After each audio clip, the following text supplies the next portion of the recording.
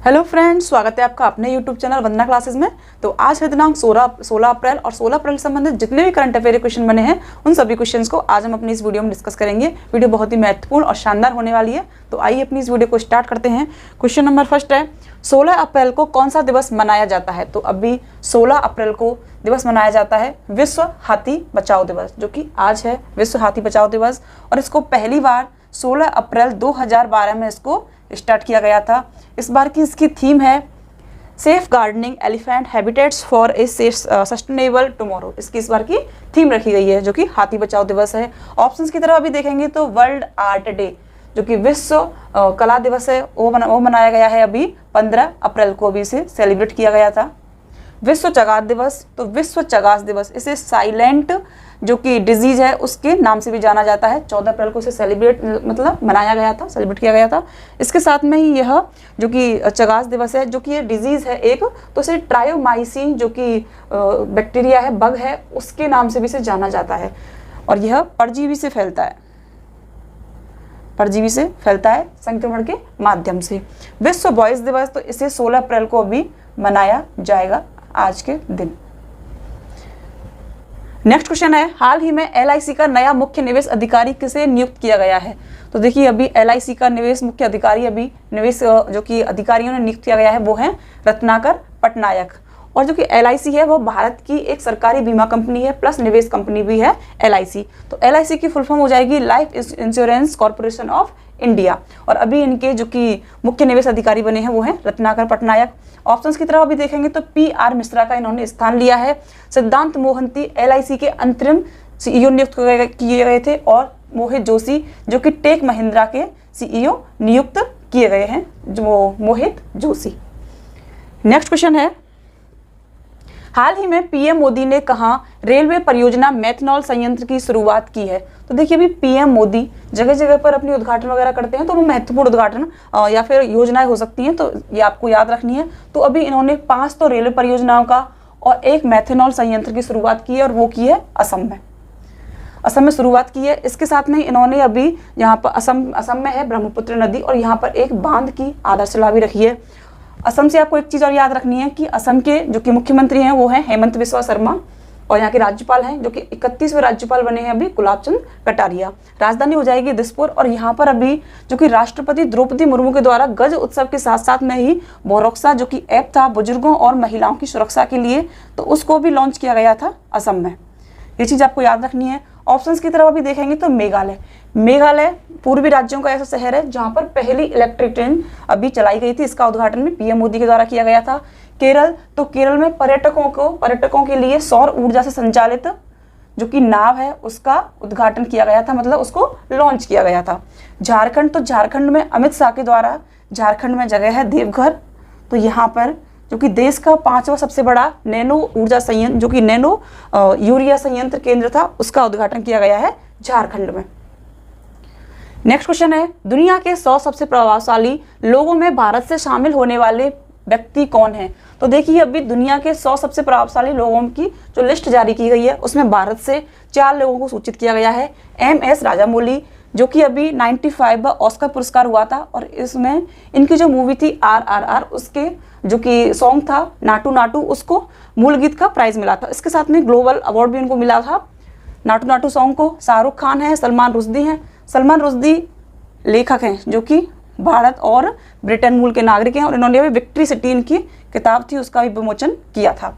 पद्मा लक्ष्मी इन जो कि होस्ट करती हैं, TV होस्टर हैं, इनके साथ में ही यह जज भी हैं।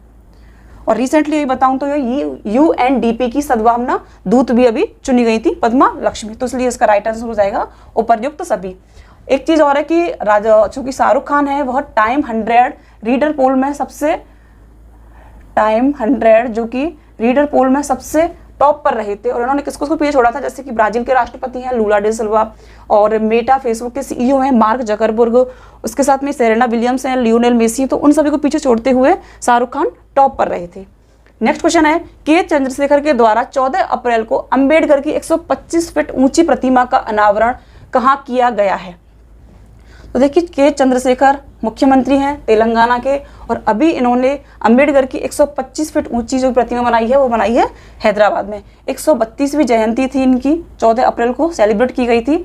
और यहाँ पर भारत की सबसे ऊंची जो प्रतिमा बनी है वह बनी है हुसैन सागर, तेलंगाना में स्थित है हुसैन सागर, और इसके पास में इसको अभी बनाया गया है। किससे निर्मित है? कांस्य जो कि प्रतिमा है, कांस्य से निर्मित प्रतिमा है, और इसको भी लगाया गया है।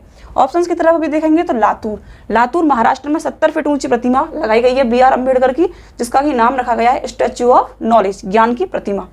राजस्थान के पाली में अभी स्टैच्यू ऑफ पीस जो कि विजय वल्लभ हैं उनकी 151 फीट ऊंची प्रतिमा का अनावरण किया गया था PM मोदी के द्वारा। बेंगलोर में केम्पेगौड़ा की मूर्ति अभी लगाई गई थी जो कि 108 फीट ऊंची प्रतिमा है बेंगलोर में। नेक्स्ट क्वेश्चन है, महर्षि पहल को शामिल करने के लिए कहां पर G20 की MACS की बैठक आयोजित होगी? तो देखिए अभी महर्षि पहल को शामिल करने के लिए ये वाली होगी वाराणसी में, और वाराणसी में यह 17 से लेकर 19 अप्रैल को आयोजित होगी, जो कि कृषि मुख्य अधिकारी जो कि कृषि के मुख्य वैज्ञानिक हैं तो उनके द्वारा इसको आयोजित किया जाएगा वाराणसी में। इसका प्रमुख उद्देश्य है, इस पहल का उद्देश्य अंतर्राष्ट्रीय जौ वर्ष 2023 के साथ में एग्रो बायोडाइवर्सिटी, खाद्य सुरक्षा और पोषण के बारे में अध्ययन और जागरूकता को बढ़ावा देना है। इसकी थीम रखी गई थी इस बार की sustainable agriculture and food system for healthy people and planet. किससे मिलती जुलती है? तो ये है G20 की थीम थी one earth one family one planet, तो इसलिए मैंने दोनों की थीम को यहाँ पे लिया है ताकि आपस में ये कंबाइंड हम इनको पढ़ सकते हैं। ऑप्शंस की तरफ भी देखेंगे तो ऑप्शंस में जो कि विश्व बौद्ध बैठक का आयोजन अभी दिल्ली में पहली बार हो रहा है, विश्व बौद्ध बैठक का आयोजन दिल्ली में पहली बार हो रहा है 2023 में।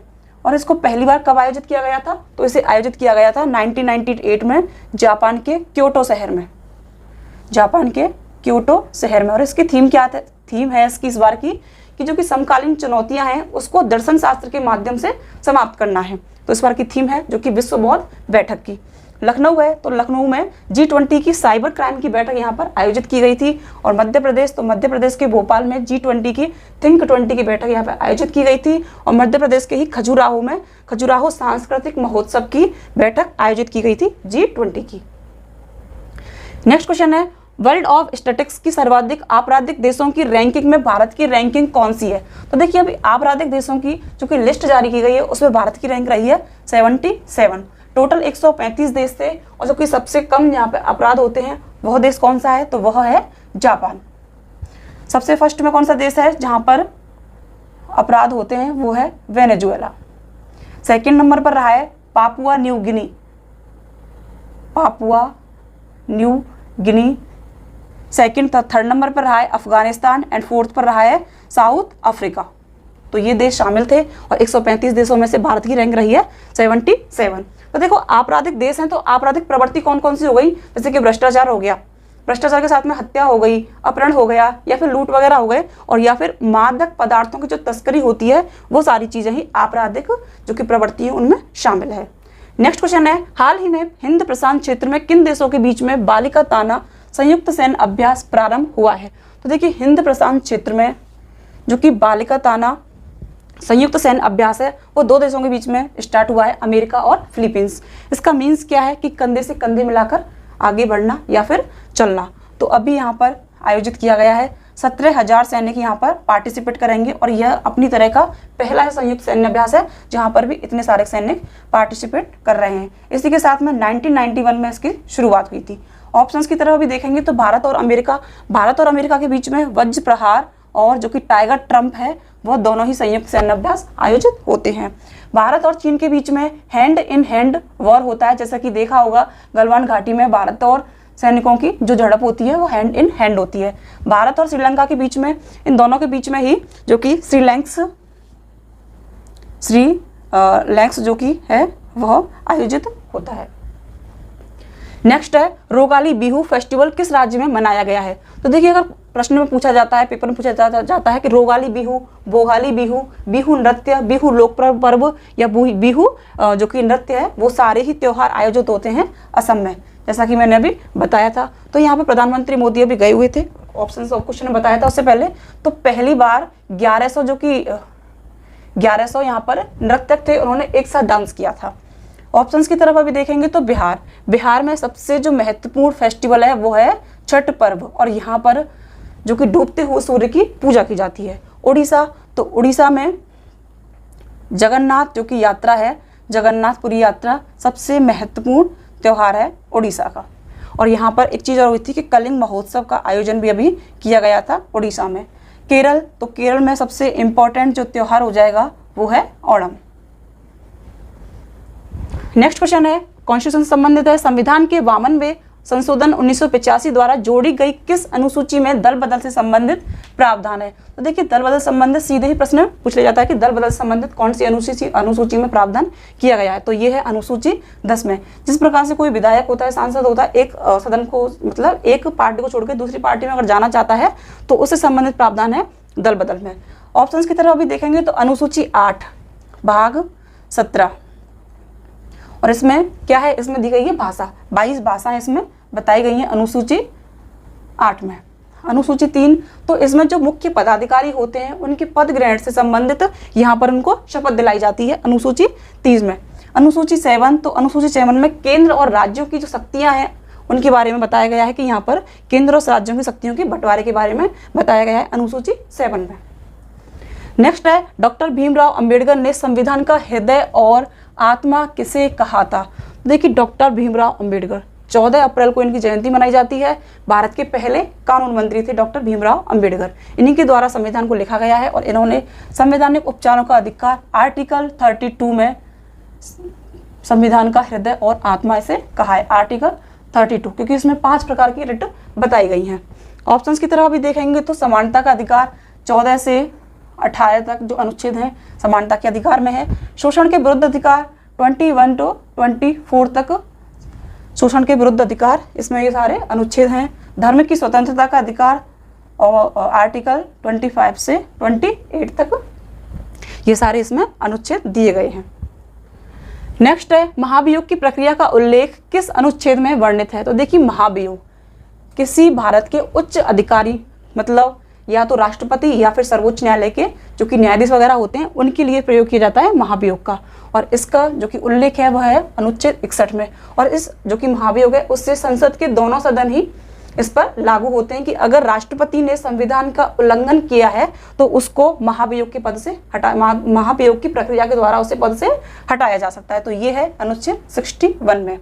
अनुच्छेद 64 में है कि उपराष्ट्रपति उपराष्ट्रपति है वह राज्यसभा का पदेन सभापति होगा, अनुच्छेद 64 में। अनुच्छेद 66 में हो जाएगा कि जो कि उपराष्ट्रपति है वह उसका जो निर्वाचन होगा, उपराष्ट्रपति का निर्वाचन जो होगा वह संसद के दोनों सदनों के द्वारा ही आनुपातिक प्रतिनिधित्व प्रणाली के आधार पर इसको कंडक्ट किया जाएगा, अनुच्छेद 66 में। और अनुच्छेद 68 है जो कि 68 है, इसमें क्या किया गया है कि अगर उपराष्ट्रपति का पद खाली होता है, किसी आकस्मिक जो कि निधन वगैरह हो जाता है तो उससे खाली होता है तो उसी के अकॉर्डिंग तत्काल विधि से इसको भरा जाएगा, अनुच्छेद 68 में।